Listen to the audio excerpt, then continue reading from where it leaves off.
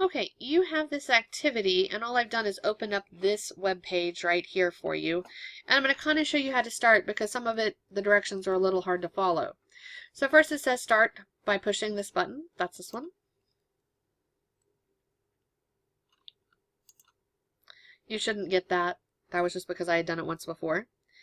Okay, and that's going to always tell you the last time this information was updated. And the first thing it tells us to do is to use the navigation bar to find our area of interest tab. So the area of interest, we're going to go and find, this is Stony Point High School right here. So I'm going to click here. And notice that I'm on zoom in. So it zooms in on wherever I click. Austin's about there.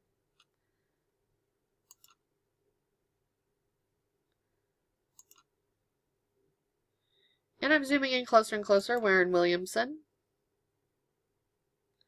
And this is, if I zoom, make it a little bit bigger, you can see this is 79.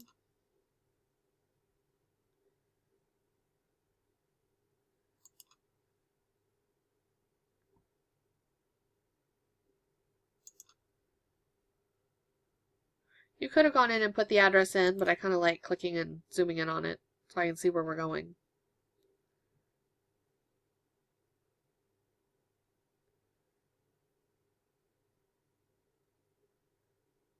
Until my internet fails. I'm going to go back. I'm going to zoom back out for a second. Not sure what happened there. Oh, I zoomed too far.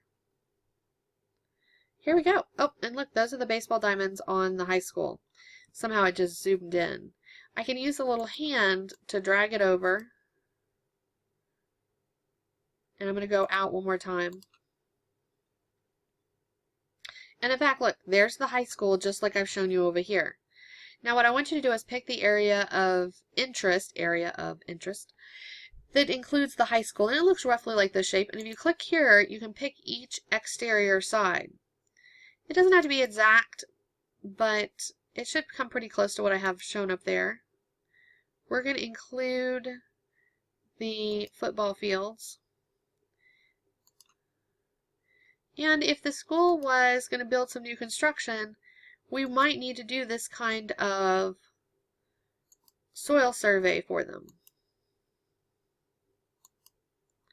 And then you have to double click to close it. So I'm just going to double click right there.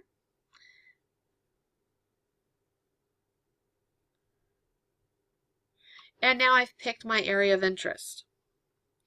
That's what this top part says to do. Now it says use a Soil Data Explorer. That's right here.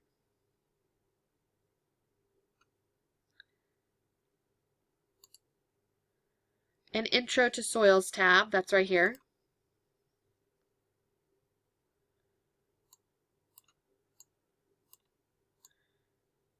To answer the following questions. For instance, what is soils? What are the 4 characteristics of mineral particles in soils? So if you just click, I can click here, what is soils? And I can choose several of these along my lines. If you look, these line up exactly with items you find over here. And sometimes 2 questions may be on the same click. So just go through here, click on the ones it's asking for. How does soil form? And so on. Get the rest of them. Once you've selected all of them, it says View Selected Topics, or you can go back and get more later. And it just gives you the information right here. Read through this information and write the answers up to the questions over here. Pause the video, and when you're ready to move on, turn the video back on. Okay, you should have finished those questions. Now we're going to view the soil map. So it says View Soil Map. That's right here, Soil Map.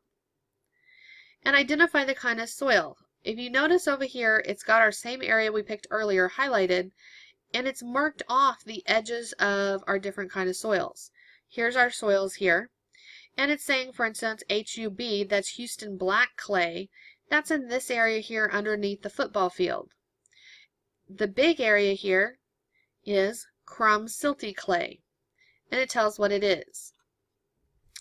Now you're going to be going through and you're going to write this information down, and then we're going to choose the Data Explorer tab, Soil Data Explorer. And then choose soil properties and qualities. Soil properties and qualities. Notice it says warning about the scale. Don't worry about that.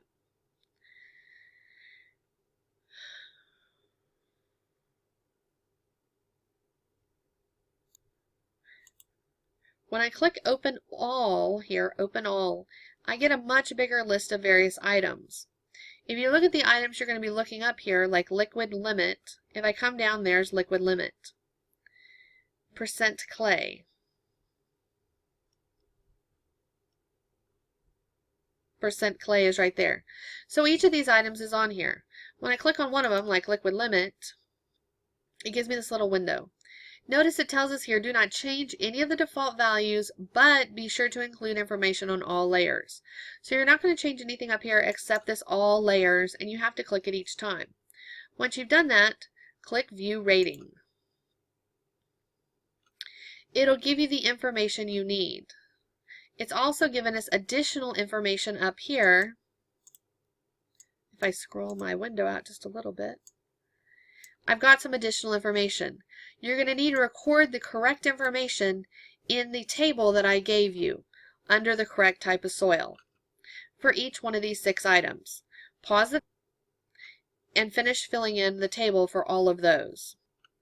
Once you've finished section 7 and finished and filled in the whole table, you will also need to use the formulas we talked about earlier in order to calculate the liquid limit from, to calculate the plastic limit from the liquid limit and the plasticity index. So calculate those and plug it into your table. Pause the video again if you need to. Finally, we're going to choose Sustainability and Limitations for the tab. That's this one. And once again, it gives a whole lot of information here on different things that this site will find for us. We're going to just use 2 examples so you get the idea of how this works. The first one is surface water management. Since we just talked about stormwater, this one seems like a likely one to do. Both of these are going to be the same way, so I'll just kind of show you how to get started on this one. Surface water management system listed under water management. So water management, surface water management system, that's this one. Again, hit View Rating, and it'll give us the information up here on our different parts. Summarize the information and record your findings on what you would report back about the surface water management for this area. Do the same thing for the second one about small commercial building construction, and record your findings here. That's it.